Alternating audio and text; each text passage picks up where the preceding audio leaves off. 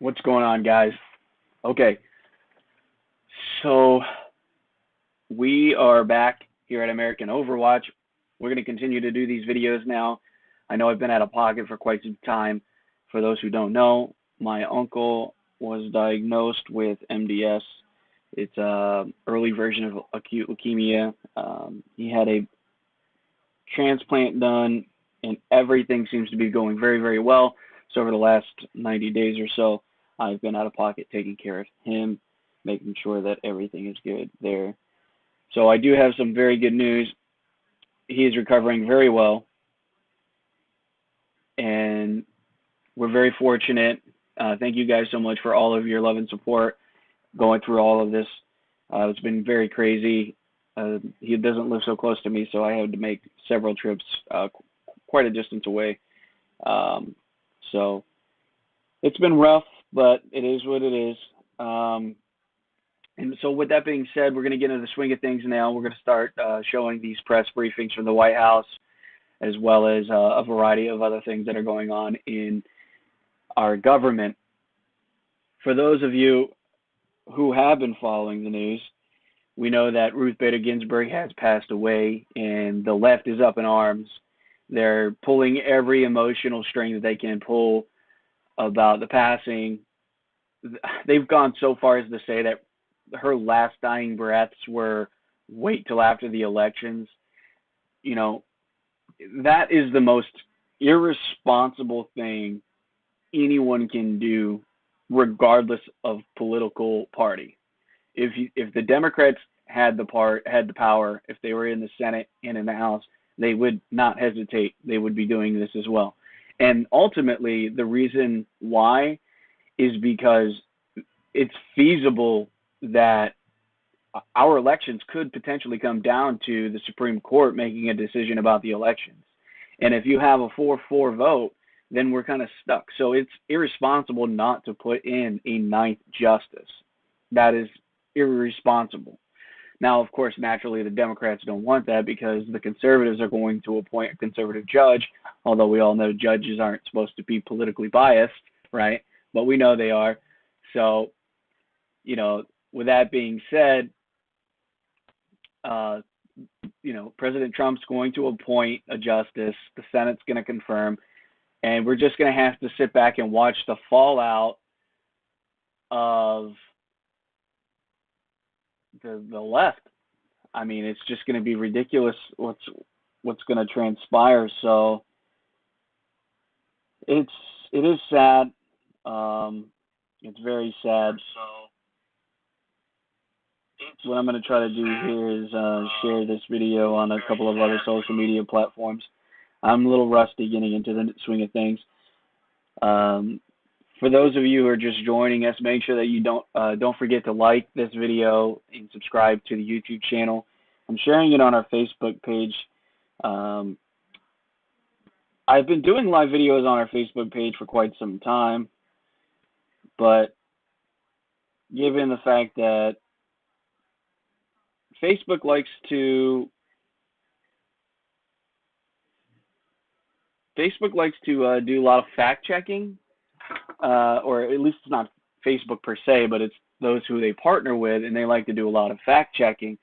Well, that's problematic for me because they simply just, they restrict our reach. They restrict the amount of people that see our posts and things like that. So I'm trying to move away from Facebook live videos and things like that, and come back over here to YouTube. Although Google, Alphabet, Inc., YouTube, whatever you want to call them, they're basically in the same bed with Facebook. All the social media giants are all doing the same exact thing. So it's hard to, with somebody with some sort of moderate level head, to present fact-based information without being censored from social media giants. It's just really difficult to get your word out there. So with that being said, before the White House press briefing gets started, I was actually messing around with this screen here. I think I messed up something. Here we go. I think I stretched out my camera device. So now I look all kind of funny.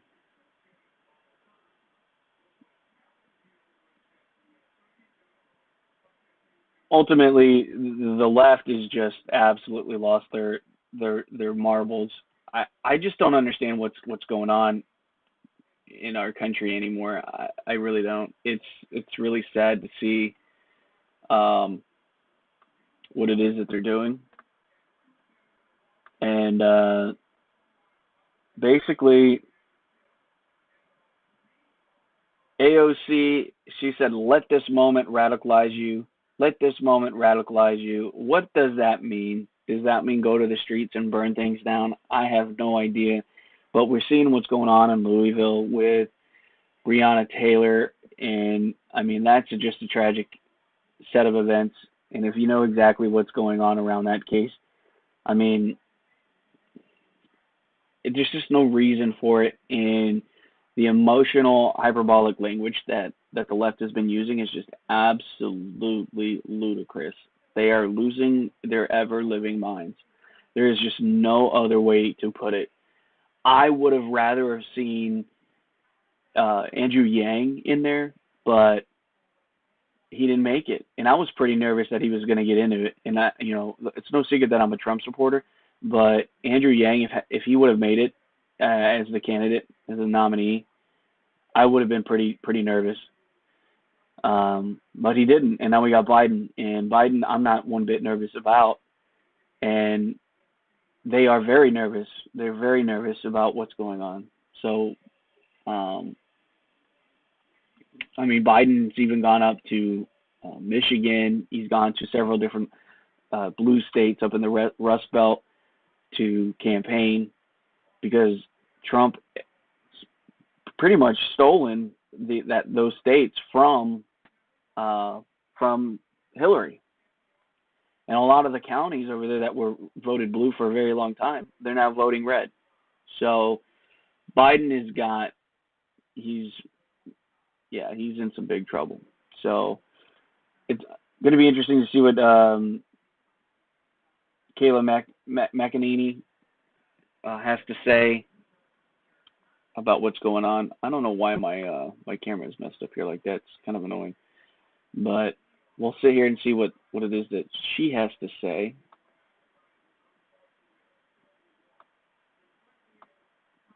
And in the meantime, I'm going to try and figure out why my camera is doing what it's doing.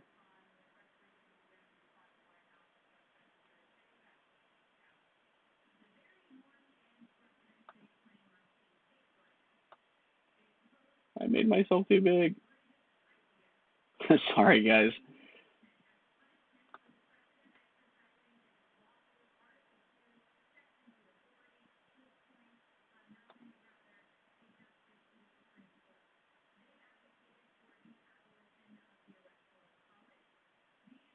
All right, well, here she comes. So I'm going to go ahead and just hide myself.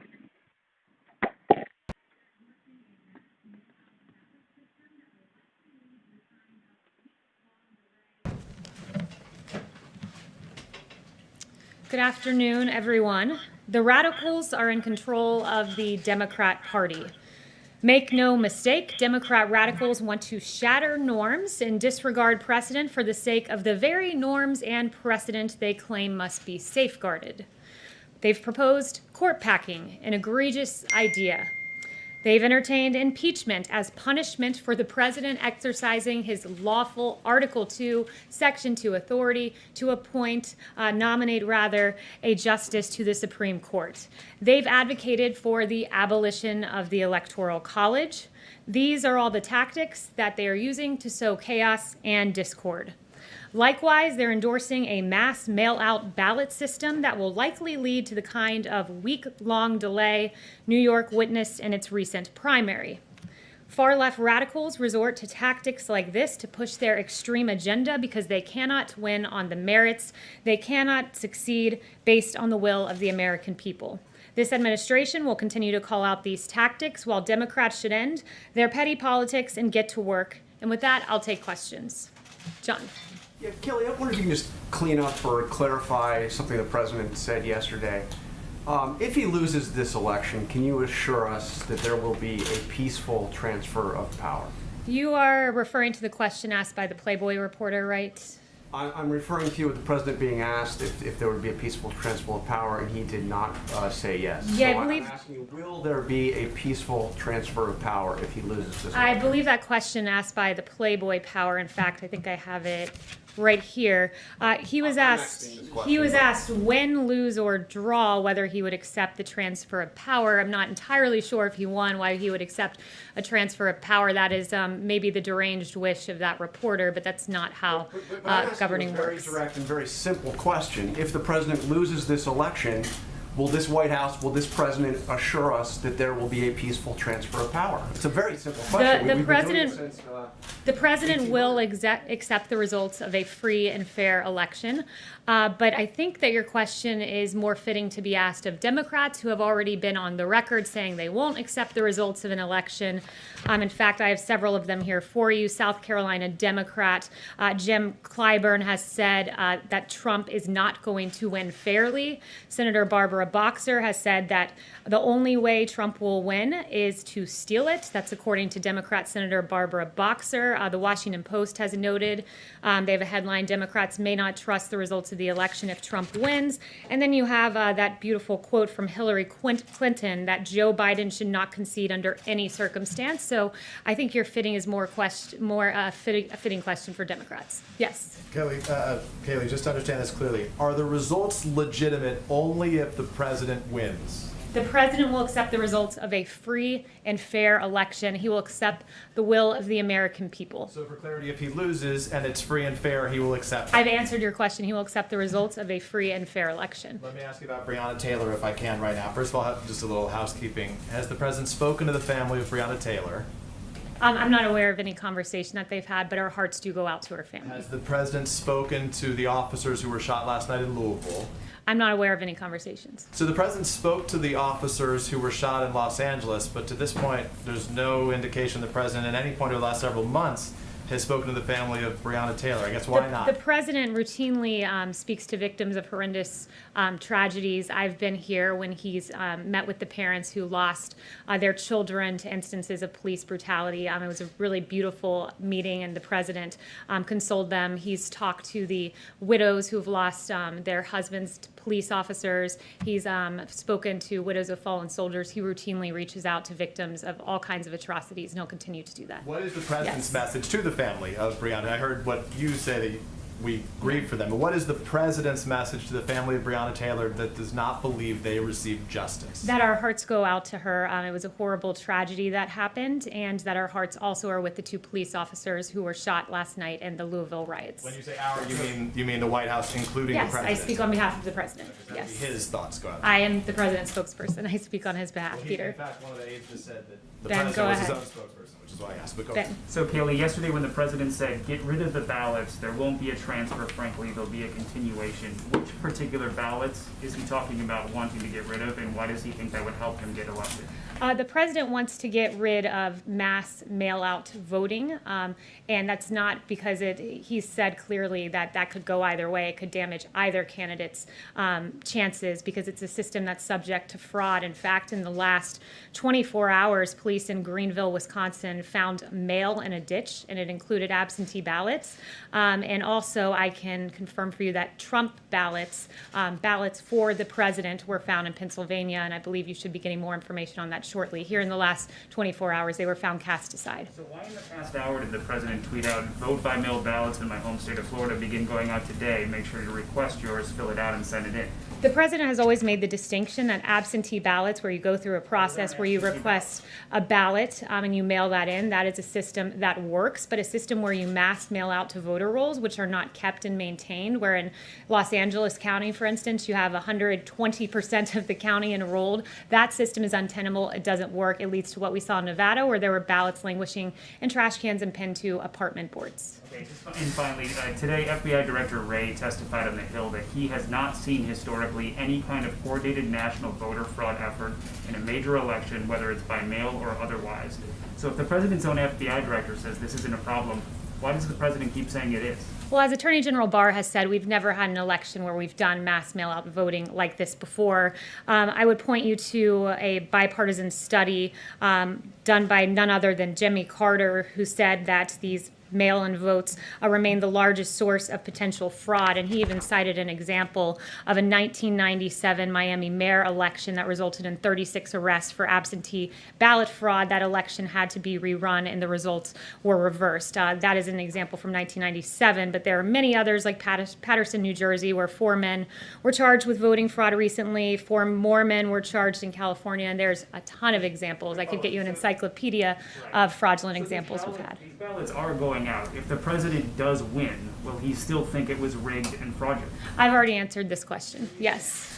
Kaylee, the president's niece filed a lawsuit in New York State Court today alleging that the president and 2 of his siblings had cheated her out of millions and squeezed her out of the family business, and we were hoping to get reaction from the White House. Yeah, the only fraud committed there was Mary Trump recording one of her relatives, and she's really discredited herself. Yes. Kaylee, on TikTok, we know that the CFIUS negotiations are continuing. Can you say, has the president been briefed in the last couple days about how the CFIUS negotiations are going? Do you know when those negotiations will end? Yeah, not that I'm not aware of his briefing schedule with regard to TikTok, but what I can say is what the president has said, which is that any deal has to be 100% as far as national security is concerned. And I'd refer you to his comments as well as of those from the Department of Treasury for any further specifics. I'd refer you there. Yes, Jeff. Thank you, Kaylee. The president suggested yesterday that he might overrule stricter standards at the FDA on the coronavirus vaccine. Why would the president not want strict standards for a vaccine on the coronavirus? Well, the FDA does have strict standards. They are the gold standard with regard to vaccines. The president was referring to the normal interagency process that happens with guidance, and that includes running through the Office of Management and Budget. So that's standard operating procedure. And I would also point out, I spoke to Dr. Hahn this morning, and Dr. Hahn said that the guidance issued was a follow-up to June 30th guidance that they put out, and it was guidance that they gave to pharmaceutical companies to provide them with more regulatory clarity. Yes. The White House is describing this healthcare event today as a chance for the president to outline his vision. Is that something less than his plan? And just a second part of that, does the White House think that it can address the country's challenges with healthcare solely through executive action?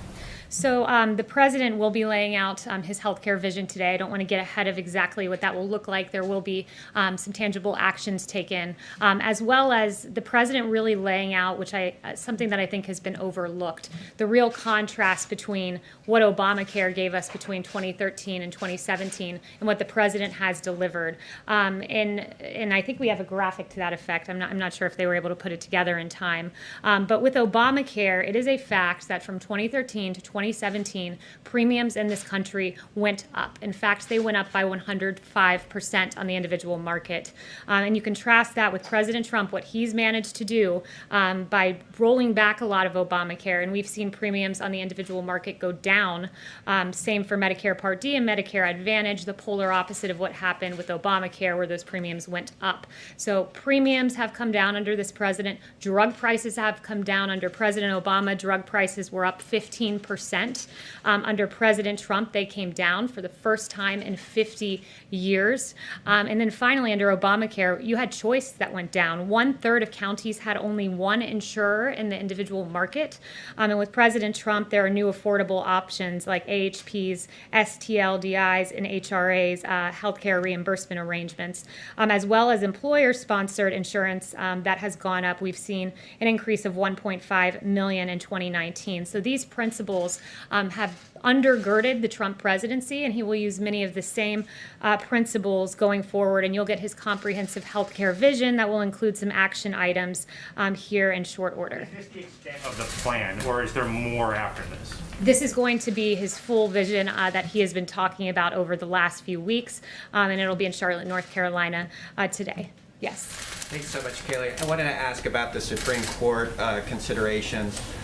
Has the president met with all the top candidates that are under consideration? Are there any others? Who else is he? Are there any others that he still plans to meet with? Judge Lagoa, for example, does he still plan to meet with Judge Lagoa? So I'm not going to get into the president's private meetings with these candidates. He's noted that there are 5 he's considering. They all fall in the same mold as textualists, originalists, Constitution-abiding judges. On another note, today at the Supreme Court, when the president approached, was paying his respects to Justice Ginsburg, there were some people in the crowd that started to chant to respect her wishes, to uphold her wishes. Do you have some thoughts on those chants, which also, included vote him out? Yeah, I think the chants were appalling, but certainly to be expected when you're in the heart of the swamp. I travel with the president all across the country, Pennsylvania, North Carolina, Florida, Nevada, and everywhere we go, the streets are lined with support, like I don't think any other president has had previously. But with regard to precedent, as I've noted before, 29 times has an appointment been made in an election year, 29 times, and that was all 29 times when there was a vacancy at hand. So the precedent is very much on our side here. And I would also note the hypocrisy of Democrats. Joe Biden saying, I would go forward with the confirmation process as chairman even a few months before an election. Barack Obama saying, fill the Supreme Court vacancy when it was his tenure. And you had Kamala Harris saying as well that Senate GOP is holding SCOTUS hostage for political gain. Join me in calling them to consider President Obama's nominee. So they've really flipped here because the precedent is on our side and their hypocrisy is on full display. Yes. The former number 2 of the Joint Chiefs of Staff, Paul Selva, who served under President Trump, he and 500 other national security and military leaders, they endorsed Joe Biden today. Do you guys have a comment on that, given that it doesn't seem like Jim Mattis and Joe Dunford, who also served under the president, are rushing to support him this election? Yeah, I think the president's record speaks for itself. Our military men and women, our veterans, love this president for a very distinct reason. Under Obama, Biden, sequestration really gutted our military. You had the Navy at its smallest point ever, and the other military branches were absolutely gutted. Then you had President Trump, who came in and secured a record amount of funding for our military and our Department of Defense and built up our military. When it comes to veterans, the appalling way that our veterans were treated at the VA. Under Obama, Biden, there was an IG report that as many as 300,000 veterans, think about that, 300,000 veterans could have died waiting for care. This president came in, put in the VA Missions Act, secured real choice and options for our veterans, and that's the reason that the military and our veterans love this president. But why is Selva endorsing Joe I Biden? can't speak to one person's reasoning, but this president, when you look at what he's done, bringing our troops home and all he's done in aggregate, the rank and file in this military love this president. Yes. Thanks, Kaylee. 2 quick follow-ups on what's been discussed earlier. Does the president still have confidence in the FDA commissioner based on his comments yesterday? There are no changes. Dr. Hahn is FDA commissioner, so yes. And then to follow up, you said that you thought the chants outside the Supreme Court this morning were appalling. Is there any issue with people peaceably demonstrating and chanting at the president? No, of course. Everyone has a First Amendment in this country, but I thought it was an appalling and disrespectful thing to do as the president honored Justice Ginsburg. Yes. What was the emergency call the president left yesterday's briefing to take? I'm not going to get into a readout of the president's calls, but he regularly takes very important phone calls. Yes. Thank you, Deborah. What is the likelihood that Sudan will be the next country to recognize Israel? And are there any new developments that you're expecting after the Emirates and Bahrain recognized Israel? So the president has noted that there are several other countries that want to make agreements of this sort. I won't confirm exactly which country will be next, but rest assured the world has looked at what this president did. Historic agreements between the UAE and Israel and Bahrain. And do you see deals like you haven't seen in a quarter of a century? It was 26 years between the second and the third deal, in just 29 days between the third and the fourth. This president's the only president to have overseen the normalization of relations between Israel and 2 Middle East countries. To have 2 on his watch is a really big deal, and no wonder 2 Nobel Peace Prize nominations as well. Yes, Lily. Yeah, thank you. What's the status of coronavirus vaccination this year? Do you expect this to be available before Christmas? We do expect to have a vaccine by the end of the year. That has always been the goal, and we are still on track for that. It's very important that what the president has done with regard to commercial level manufacturing. As Dr. Salawi told me, the fact that you have scaled up to manufacture these vaccines in advance is something that this president has done, because he's a businessman and thinks through exactly how to get a safe and effective vaccine delivered at record speed, and part of that has entailed manufacturing in advance. And to do this, it normally takes years to scale up to commercial level production, but this president has done it in just a few short months. And if we have this vaccine by the end of the year, it will be the fastest pace for a vaccine for a novel pathogen in history. Yes. Thank you, Kaylee. I wanted to go back to mail-in voting for just a bit. Right now, 5 states conduct elections entirely by mail-in prior to the pandemic with no cases or no major cases of fraud. Does that success not give the president confidence in mail-in voting? So those states have had time and a history of doing having a workable system, and one that has been done for many years, for many election cycles, to move the entire country to mass mail-in voting all at once and have an entirely new system, and do that in just a few short months is an untenable and an unworkable proposition, and one that has shown to not work well at all, especially when you look at the disenfranchisement, which I think is really troubling when it comes to mass mail-in voting. In 2016, you had 1% of ballots thrown out, absentee ballots. That amounted to 319,000 votes thrown out. And if you have the entirety of the country voting by mail, you can imagine that number would be many folds higher than that. And you look just in the primary, where you've seen states try to move to this mass mail-in system. There were 100,000 ballots rejected in California, in New York City. 1 in 5 mail-in ballots were rejected. And as a former DOJ voting rights official said, it's nuts. That is just way too high when 1 in 5 voters, because of mass mail-in voting, have their ballots thrown out. You said it's the whole Yes. country, obviously it's only Chanel. states though, right? Thank you, Kaylee. Yesterday, the Senate released an 87-page report on Hunter Biden and Joe Biden's dealings across the board with Ukraine and with Russia.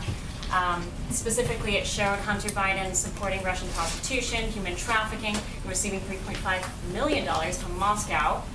The question to you is, does the White House have any intention of helping the DOJ should an investigation be opened up on the Bidens? And number 2, do you have a response to Rudy Giuliani yesterday telling us that this should immediately disqualify Joe Biden from his candidacy? Yeah, that was a very troubling report. You know, I'll leave it to the DOJ as to how they move forward.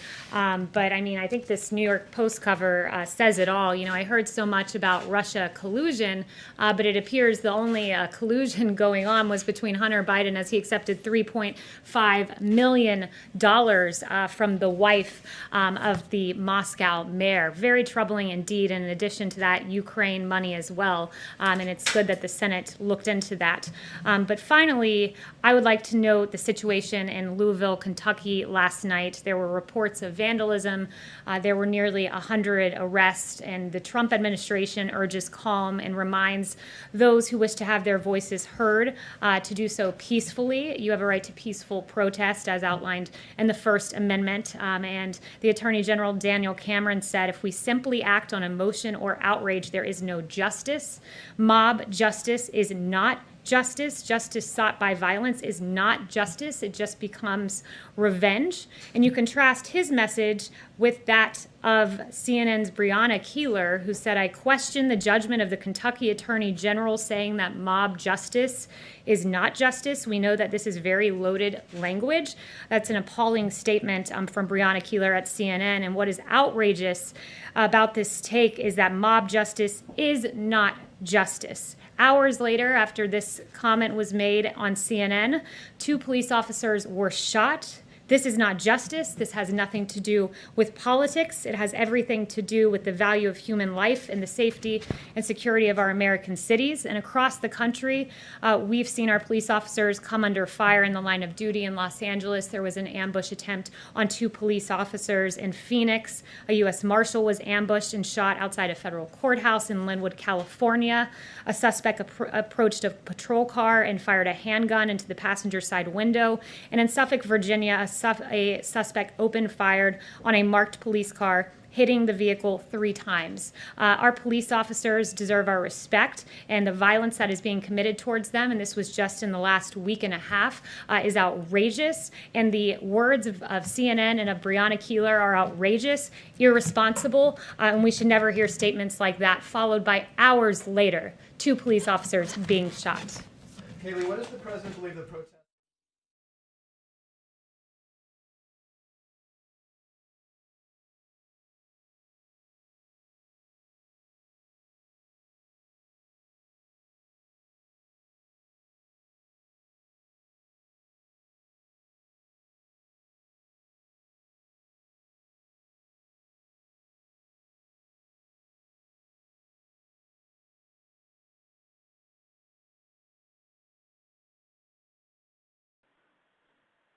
Alrighty then. That's just absolutely insane to hear that CNN could say such ridiculous, ludicrous things. Mob rule is not an answer. It's not justice. It's not anything. It's intimidation. It's threats, terroristic tactics. It's fascist. It's ridiculous. It's absolutely ludicrous.